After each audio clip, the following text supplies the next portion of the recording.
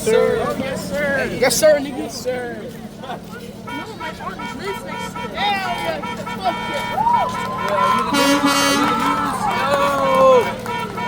No more orange Cheeto!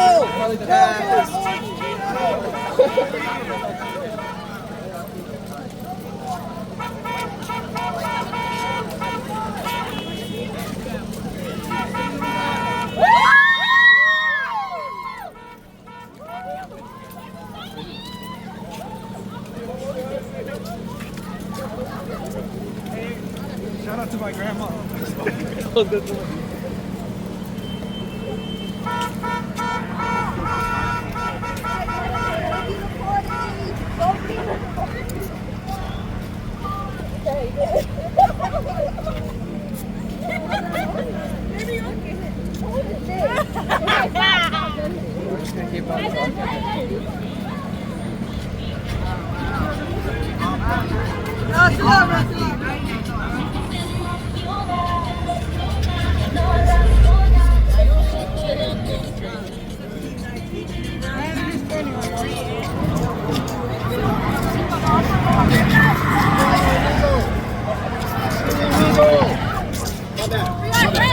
Bring the amigos.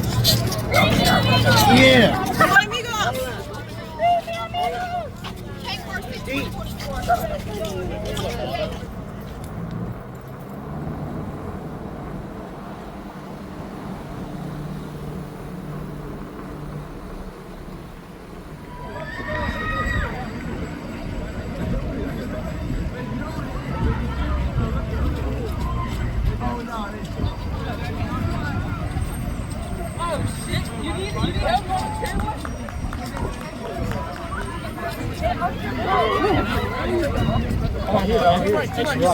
I'm just walking.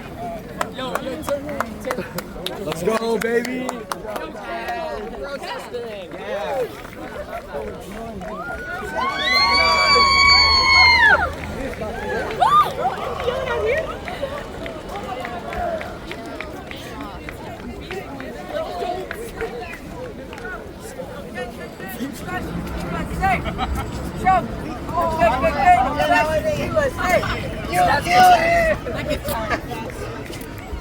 Is that Cam?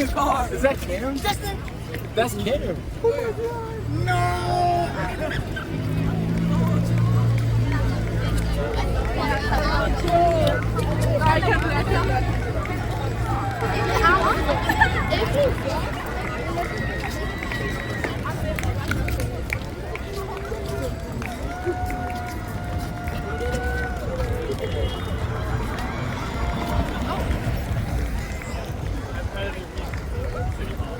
You can still know where it is. It's City Hall.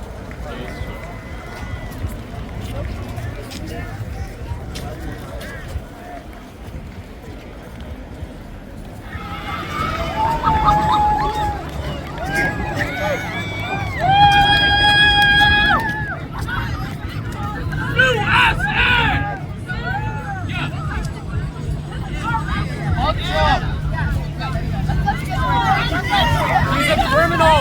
He's a felon!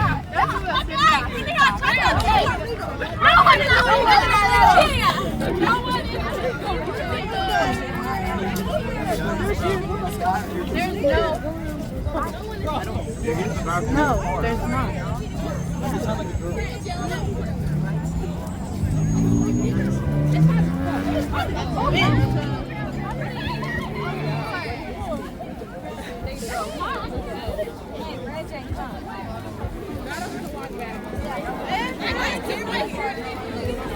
Bring my amigos. Bring the amigos.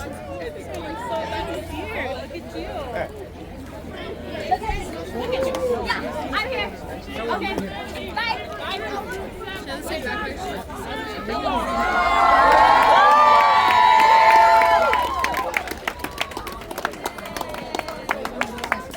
I believe so.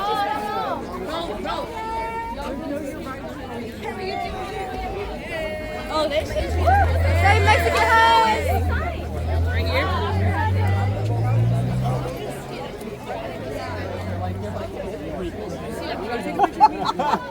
I don't think Okay, we got it. Wait, how can I?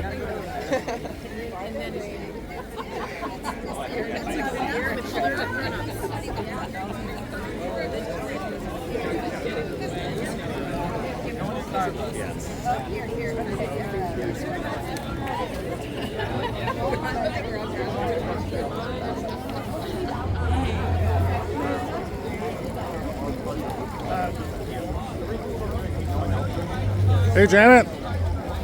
Nice to see you, Fabian. hi. Good to see you. How you been? Good to see you. Good to see you. I'm fine. Nice to see you. Just in case y'all didn't realize. Who are you? And in English, it says he's press. He goes around because they know English. Or you can slide it. They can just slide it. I don't know.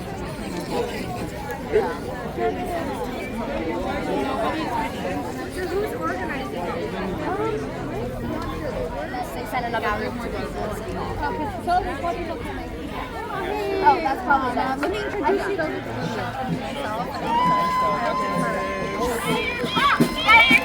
Immigrants are welcome here! Immigrants are welcome here!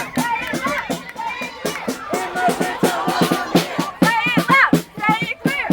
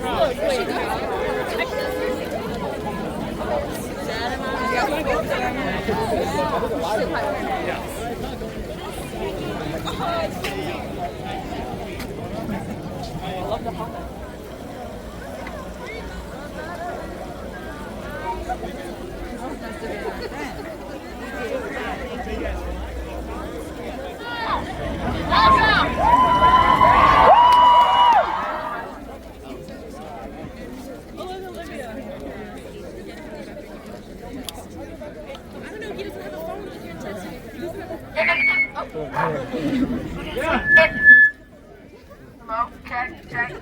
Testing. In an interview with 𝗪𝗧𝗨𝗗𝗡𝗡𝗧𝗦 explaining his song, "The Revolution Will Not Be Televised," he says, "The first change that takes place is in the mind. You have to change your mind before you change the way that you live and the way that you move. The thing that's going to change people is something that nobody will ever be able to capture on film. It's just something that you see and you'll think, oh, I'm on the wrong page, or I'm on the right page with the wrong note. And you've got to get in sync with everyone else to find out what's happening in this country." Although this song was released in 1971, the relevance is ageless and permanent. You cannot stay complicit. You cannot sit back silently and watch on your TV as our government tries to oppress, distract, and divide us. The first steps are now. This is what we have. We're safe for a better future is the organization of the people to use our voices and advocate as a community. Call attention to the severity of the political crisis that we are looking in the eyes of.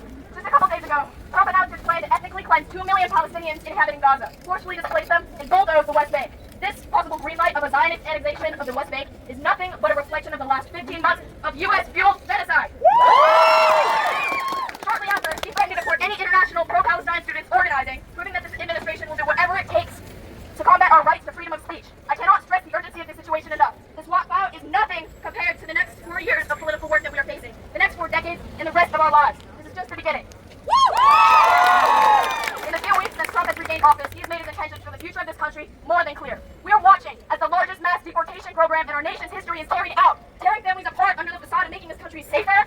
They expect us to stand by while our friends and family are deported without trial. The people deemed criminal aliens because they do not have the proper documentation. A majority of immigrants are not criminals in the least bit. These are people laboring for our food. These are people driving our buses and trains and working bedroom shifts in our hospitals. The very attempt to end birthright citizenship undermines our 14th Amendment and the principles of this country. These policies aren't about security, they're about fear, racism, and power. Instead of offering refuge from the persecution they flee, he is criminalizing them. Seeking safety is a human right. No human being is illegal. These executive orders are nothing short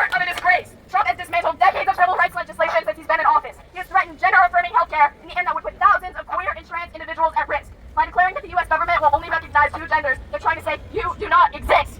This is an attack, and this is erasure. But the people know the truth. Queer people have always existed, and we are... We have fought, we have marched, we have bled, and we have died for the rights that we have today, and we cannot be erased, and we cannot be silenced.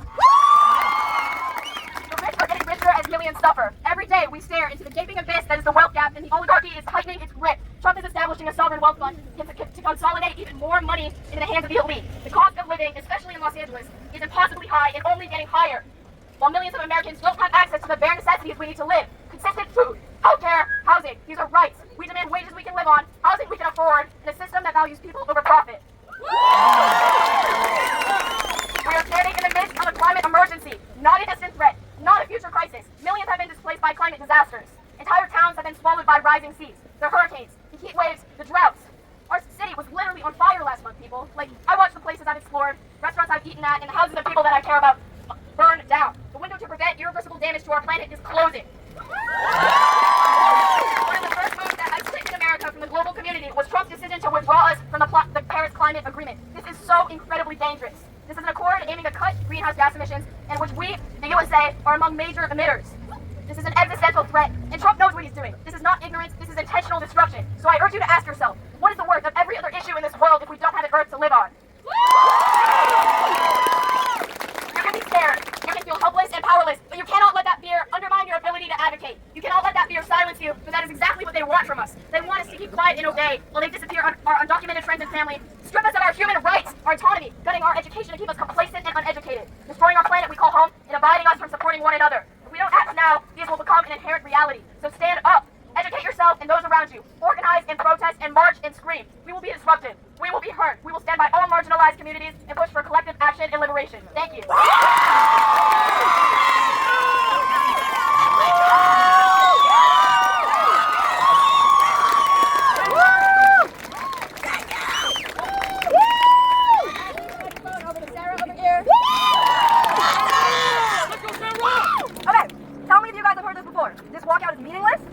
Anything, or it's just an excuse to skip class. To clarify, we're not here because we think this walkout will remove Trump for office or even get his attention, but rather to practice self-advocacy and to prove that we as students can and will mobilize to challenge oppression and injustice.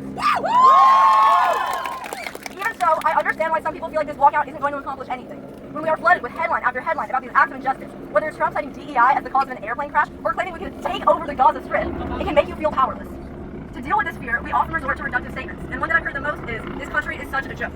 But it's not a joke that RFK Jr., our new nation's health secretary, claims that vaccines cause autism and refuses to acknowledge healthcare as a human right. It is no joke that the CDC webpage took down its page on HIV care, a symbolic act that is not just the rejection of the queer community, but an erasure of the queer community. It is no joke that our president calls climate change a hoax, has already left the Paris Climate Accord, and ordered the elimination of any policy positions, directives, or fundings which reference or relate in any way to climate change, greenhouse gas, environmental justice, and more. It is no joke that our president plans to deport 11 million quote-unquote illegal immigrants, people he refers to as criminals and economic leeches, but who we know to be our tax-paying friends, family, and invaluable members of our communities.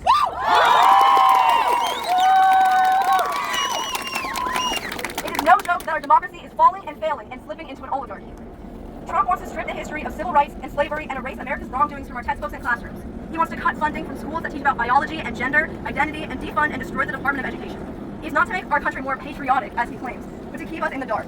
Trump and his allies are going to strip money from education systems to silence us, to keep us from thinking critically enough to critique him, to weaken our media literacy and understanding of the political mechanisms that decide our human rights. I urge you to acknowledge the severity of this threat to our education because we already feel powerless and apathetic. I'd like to read a quote from the dystopian novel 1984 that explains the frustrations between knowing right versus wrong, but feeling powerless nonetheless. His heart sank as he thought of the enormous power arrayed against him, the ease with which any hardy intellectual would overthrow him in debate, the subtle arguments which he would not be able to understand, much less answer. And yet, he was in the right. They were wrong and he was right. The obvious, the silly, and the true had got to be defended. Truisms are true. Hold on to that. We are extremely privileged in that we expect that SAMA will continue to foster our critical thinking skills and media literacy skills. But we protest so that all students in America have the tools to defend the obvious, the silly, and the true in the face of intimidation and lies. To do this, we need to defend our education systems fervently. Today, we are here to ask the city of Santa Monica to stand with us. But I have another request for you all. To those of you in the crowd or people at home who don't think this walkout is going to do anything, remind yourself that that is exactly what this new administration and all fascist governments just like it want you to think. And to the rest of you, I'm asking you to reject apathy. Pull yourself out from the tar pit of helplessness and harness your anger to speak up and speak out. There are few things that scare the billionaires that now run this country, but there is nothing more radical and more terrifying than unity. Stand with your peers and make your voice heard. We're listening.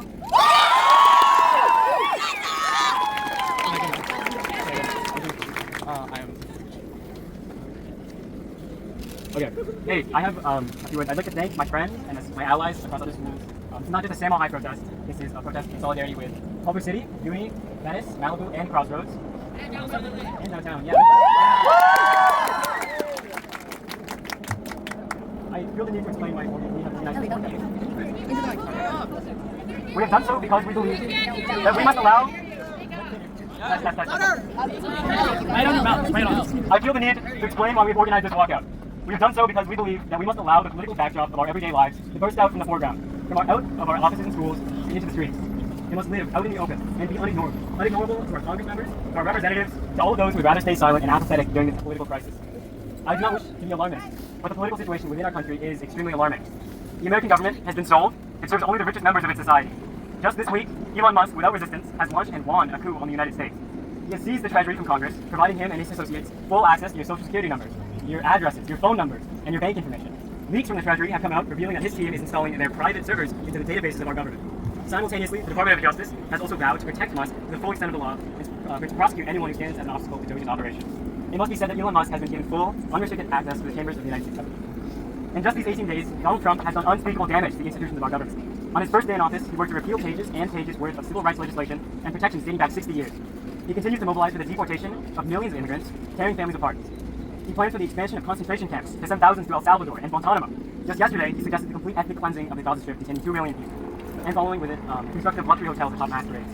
While Americans struggle to pay for gas or groceries or even pay rents, he allocates $500 billion to AI research to the benefit of Musk and Bezos and Zuckerberg at the detriment of the American taxpayer. The United States has abandoned the Paris Climate Accords. The United States has abandoned the World Health Organization. Those in power continue to challenge the integrity of our Constitution and work to dismantle essential federal agencies like the Department of Education. We are drowning, and they prefer that we do nothing. They want us to be apathetic. They want us silent and with our heads down to continue working and attending classes while our world is torn apart. They like that we'd rather shut our eyes and hold our ears instead of facing the music. This is the reality. Every moment spent protesting is a victory. All legislative safeguards, all checks on power, on wealth, are under threat at this very moment, and have been for the past 3 weeks. Our Congress is idle, allowing the executive branch to take complete hold over the nation. The political landscape becomes more hostile, more of our rights are revoked day by day. The United States escalates global tensions, alienates our allies, initiates global conflicts, and continues to terrorize the citizens of foreign nations. In our cities, police beat and shoot at protesters. Federal agents from ICE patrol the streets and disappear members of our communities, while millions suffer the violence of poverty on our streets and under bus stops.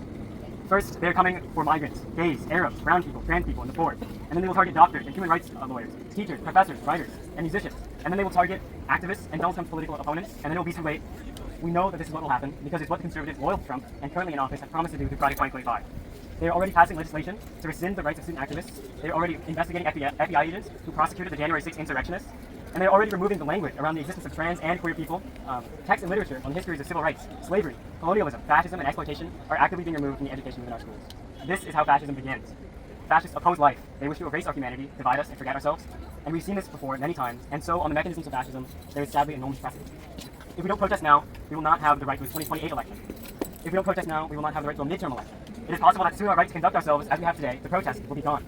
The belief that it couldn't happen here is what brought it here. Inaction and apathy is what brought it here. The American century is coming to a sudden and violent end, and the choice now for the American people and for all people is to decide a course of action. Our choices right now will be historical. They will be studied and recorded. Future texts will fervently study the conditions which led us to this crossroads, and most importantly, our response. The difference between an America which silently allows democratic institutions to fall and one where people loudly disrupt the mechanisms of exploitation and colonialism are monumental. We will let the American empire and its few oligarchs. What? You couldn't hear Sarah. Hello. No, speaking for the people. Will we let the American empire and its few wealthy oligarchs drag its people down with it into a century of poverty and suffering without resistance or dissent? Will we allow them to dismember our democracy, our rights, divide and imprison us, drain the earth of its resources, poison our air, our water, our soil, our ecosystem, use slave labor, all to make a handful of men richer?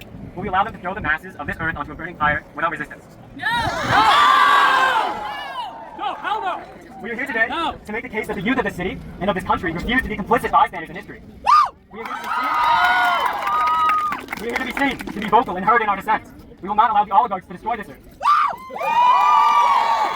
We stand by our education and refuse history and language to be rewritten as to erase the realities of apartheid, genocide, fascism, colonialism, or capitalism. We stand by our immigrant communities, who are our co-workers, teachers, friends, family, and allies. We stand by our environment, which is not dying, but is being murdered by flesh and blood people who walk between the lanes of Mar-a-Lago in the Capitol and the offices of Tesla and Amazon and Google. We stand by the fact that we are queer and have been through all of history.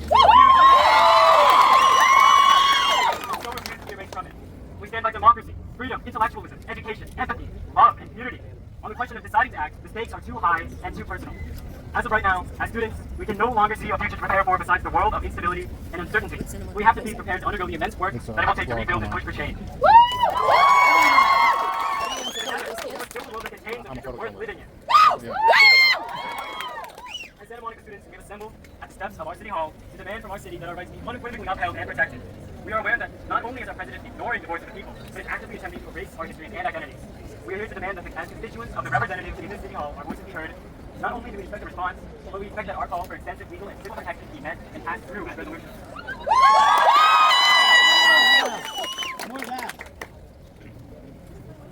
When I was in school a few days ago, me and some of my friends were talking. One of them was wondering whether he should walk out or not. And the other one told him not to. That it's embarrassing. Is it embarrassing to walk out? No! Is it embarrassing to act before it's too late? No! Is it embarrassing to not want to look the future in the eyes and say, no, we did not act before late. We waited too long, as the president that Donald Trump said. Not for us, but for democracy. That democracy is a reality TV show that he can use for his own personal gain. Yeah. Is it embarrassing? This is not some TV show, Trump. These are people's lives, these are families being separated, and these are people dying. This is nature burning, and these are queer children killing themselves because of the hate that you spread! Silent and die and wait for you to finish us off. We will protest and we will be loud! And if we go down, we will go down kicking and screaming! What Donald Trump has reminded us is that democracy is not set in stone. It is not some mountain that once put there will forever last. Democracy is a flame, delicate and beautiful, being carried in a torch from generation to generation. And generations have stumbled, and that flame has fallen and almost gone out. But it has never fully gone out, and we will never let that flame of democracy go out. We will fight for our nation. We will fight to make sure that America and what America stands for, that idea, that unit that wasn't what it was found on, what America means to us, of democracy, of progress, of liberty, of the freedom to love who you love, to identify as you identify, the freedom for having control of your own body.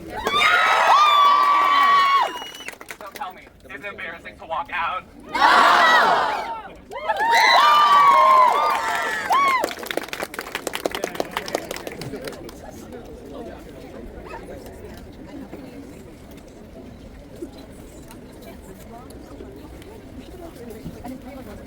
Fuck Trump! In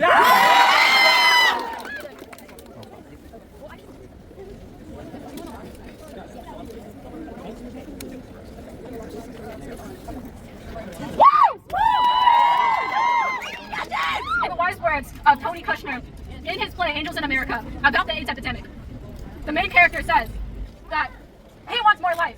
We want more life. We don't want to live in a world where we are scared. As children, we should not be scared to get deported. We should not be scared to be killed in our schools. We are all human, and we should all fight back.